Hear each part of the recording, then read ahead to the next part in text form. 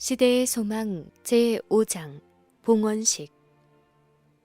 그리스도께서 탄생하신 지 약 40일 후에 요셉과 마리아는 그분을 죽게 바치고 제물을 드리기 위하여 예루살렘으로 갔다. 이것은 유대인의 법에 따른 것으로 인간의 대속물로 오신 그리스도께서는 율법의 모든 조목을 따라야 하셨다. 그분은 율법에 순종하겠다는 서약으로 이미 할례를 받으셨다. 율법은 어머니를 위해 일련된 어린 양을 번제로 드리고 어린 비둘기나 방구를 속죄 제물로 드리도록 요구했다. 그러나 율법의 규정에 의하면 만일 부모가 너무 가난하여 어린 양을 드릴 수 없을 경우 방구 한 쌍이나 혹은 어린 비둘기 2마리를 한 마리는 번제로 다른 한 마리는 속죄 제물로 드릴 수 있도록 되어 있었다.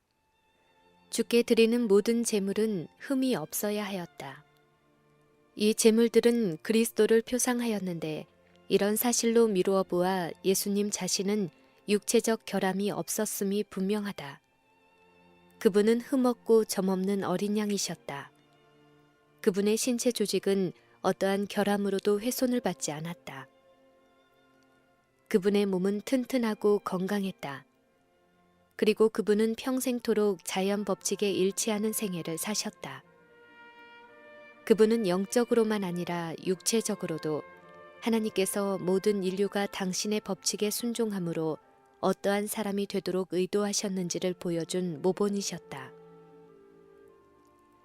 초태생을 주께 바치는 일은 아주 옛날에 시작되었다. 하나님께서는 죄인을 구원하기 위하여 하늘의 장자를 주기로 약속하셨다. 이 선물은 각 가정에서 장자를 봉헌하는 것을 통하여 인정되어야 했다. 사람들 가운데 거하실 그리스도를 표상하는 자로서 그는 제사장직에 바쳐져야 했다. 이스라엘 백성을 애굽에서 구원해 내실 때에 처음 난 것을 바치라는 명령이 다시 주어졌다.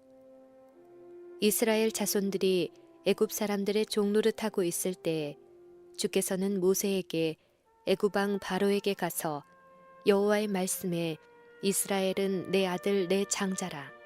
내가 내게 이르기를 내 아들을 놓아서 나를 섬기게 하라 하여도 내가 놓기를 거절하니 내가 네 아들 네 장자를 죽이리라 하셨다라고 말하도록 지시하셨다. 모세는 이 기별을 전하였으나 거만한 애굽 왕은 듣고 여호와가 누구간데 내가 그 말을 듣고 이스라엘을 보내겠느냐. 나는 여호와를 알지 못하니 이스라엘도 보내지 아니하리라 라고 대답하였다. 주께서는 당신의 백성을 위하여 기사와 이적을 행하시고 바로에게 무서운 재앙들을 보내셨다.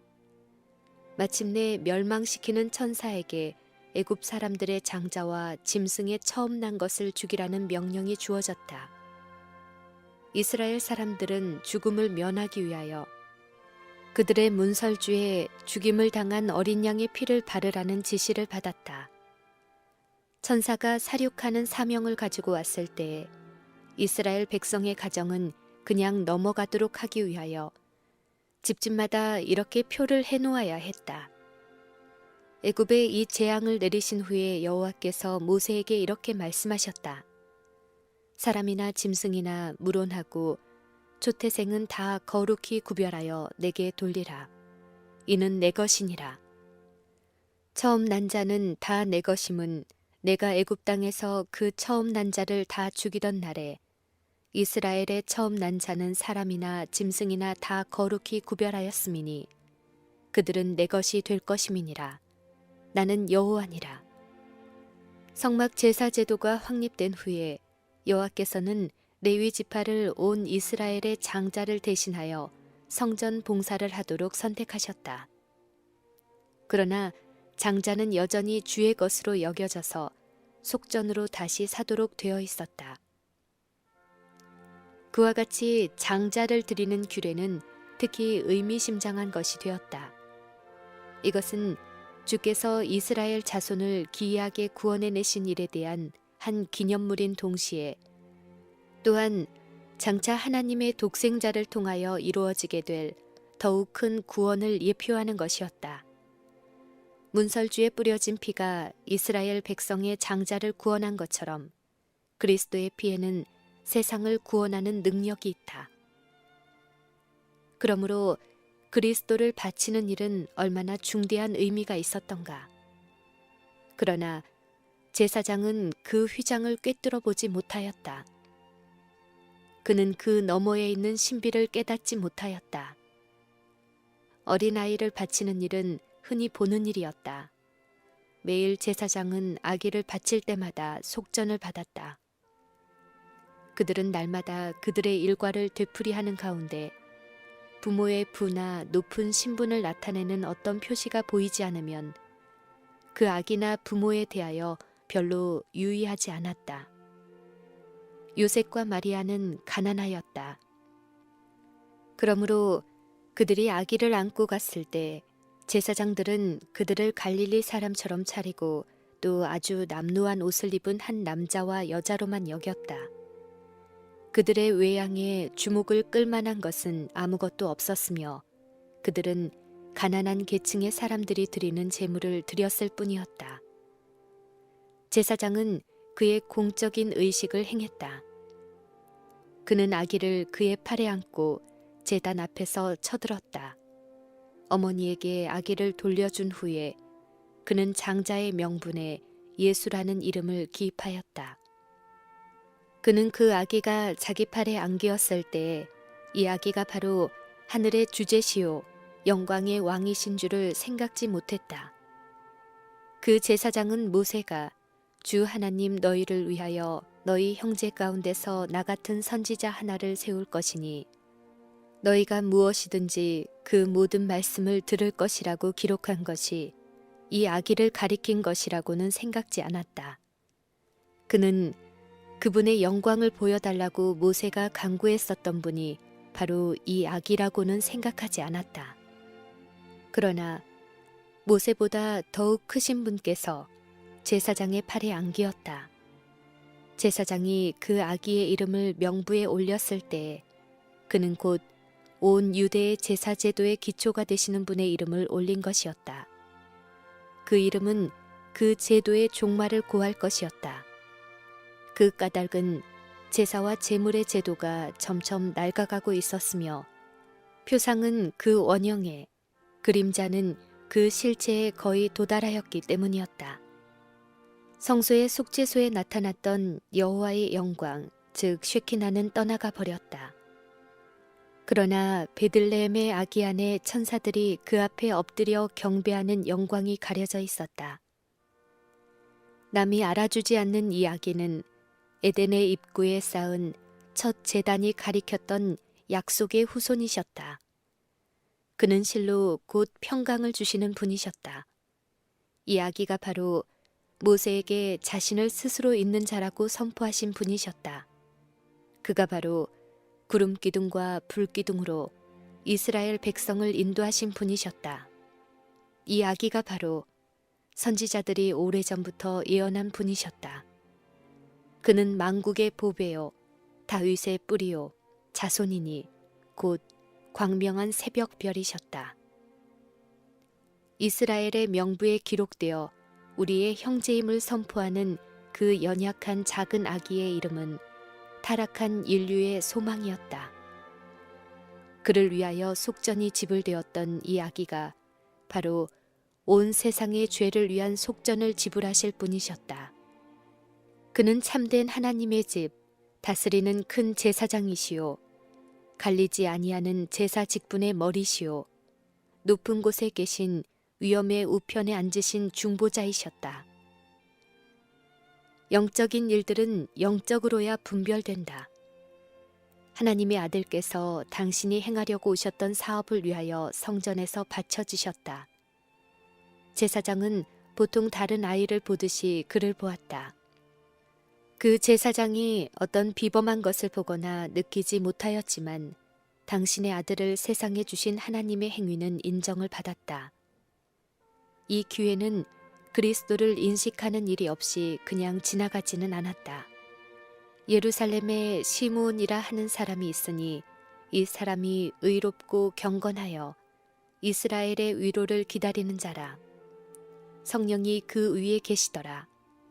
저가 주의 그리스도를 보기 전에 죽지 아니하리라 하는 성령의 지시를 받았더라.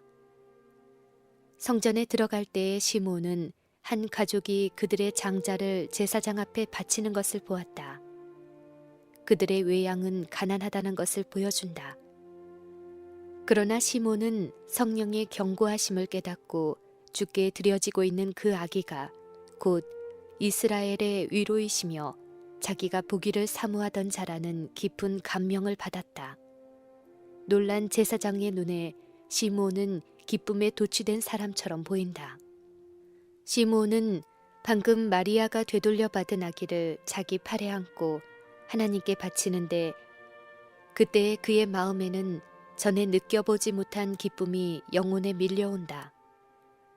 그가 아기 구주를 공중에 쳐들면서 주제여 이제는 말씀하신 대로 종을 평안히 놓아주시는도다. 내 눈이 주의 구원을 보았사오니 이는 만민 앞에 예비하신 것이요 이방을 비추는 빛이요 주의 백성 이스라엘의 영광이니이다 라고 말한다. 예언의 영이 이 하나님의 사람에게 임하였다. 요셉과 마리아가 그의 말에 놀라면서 곁에 서 있을 때에 그는 그들에게 복을 빌고 마리아에게 보라 이 아이는 이스라엘 중 많은 사람의 패하고 흥함을 위하여 비방을 받는 표적이 되기 위하여 세움을 입었고 또 칼이 내 마음을 찌르듯 하리라. 이는 여러 사람의 마음의 생각을 드러내려 함이니라고 말하였다. 여선지자 안나도 들어와서 시몬이 그리스도에 대하여 증거한 말을 확증하였다. 시몬이 말할 때에 안나의 얼굴은 하나님의 영광으로 빛났다.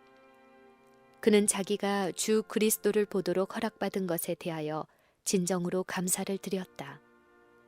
이 겸손한 경배자들은 예언을 헛되이 연구하지 않았다. 그러나 이스라엘 나라의 관원과 제사장의 직분을 가진 자들 또한 그들 앞에 귀한 예언의 말씀들을 가지고 있었지만 주의 길로 행하지 않고 있었으며 저들의 눈은 생명의 빛을 보기 위해 열려 있지 않았다. 오늘날도 역시 그러하다. 종교 지도자들과 성전에서 경배하는 자들은 온 하늘의 주의가 집중되어 있는 사건들을 깨닫지 못하고 그러한 사건들이 발생한 사실도 모르고 있다. 사람은 역사상의 그리스도는 인정하면서도 살아계신 그리스도에게서는 돌아선다. 1800년 전과 마찬가지로 오늘날에도 자아 희생을 요청하는 말씀을 하시고 구제를 요구하는 가난한 자와 고통당하는 자와 함께 하시며 가난과 수고와 비난이 따르는 의로운 사업을 행하시는 그리스도를 잘 받아들이려고 하지 않는다. 마리아는 시므온의 의미심장한 예언을 깊이 생각하였다. 자기 팔에 안긴 아이를 주목하면서 베들레헴의 목자들의 말을 회상할 때 그녀의 마음은 감사의 기쁨과 찬란한 희망으로 가득 찼다. 시므온의 말은 마리아의 마음속에 이사야가 예언한 말을 상기시켰다. 이새의 줄기에서 한 싹이 나며 그 뿌리에서 한 가지가 나서 결실할 것이요 여호와의 신 곧 지혜와 총명의 신이요 모략과 재능의 신이요 지식과 여호와를 경외하는 신이 그 위에 강림하시리니 공의로 그 허리띠를 삼으며 성실로 몸의 띠를 삼으리라. 흑암에 행하던 백성이 큰 빛을 보고 사망의 그늘진 땅에 거하던 자에게 빛이 비추도다. 이는 한 아기가 우리에게 낳고 한 아들을 우리에게 주신 바 되었는데 그 어깨에는 정사를 메었고 그 이름은 기묘자라 모사라 전능하신 하나님이라 영존하시는 아버지라 평강의 왕이라 할 것임이니라. 그러나 아직도 마리아는 그리스도의 사명을 이해하지 못하였다. 시므온은 그리스도에 대하여 그분은 이스라엘에게 영광일 뿐 아니라 이방을 비추는 빛이 되리라고 예언하였다. 그러므로 천사들도 그와 같이 구주의 탄생이 만민에게 기쁜 소식이 된다고 선포하였던 것이다.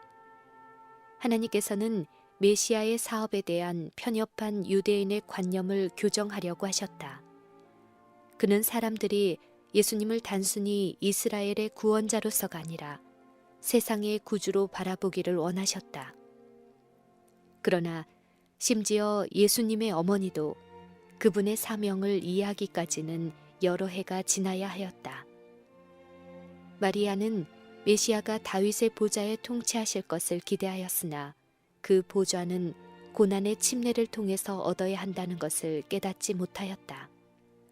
시므온의 예언으로 말미암아 메시아가 이 세상에서 아무런 장애물이 없는 길을 걸어가실 것이 아니라는 사실이 드러났다. 마리아에게 하신 칼이 내 마음을 찌르는 듯하리라는 말씀 가운데서 긍휼하심이 많은 하나님께서는 마리아가 이미 예수님을 위하여 받기 시작한 그 고민을 암시하신 것이다. 시므온은 보라, 이 아이는 이스라엘 중 많은 사람의 패하고 흥함을 위하여 비방을 받는 표적되기 위하여 세움을 입었다고 말하였다.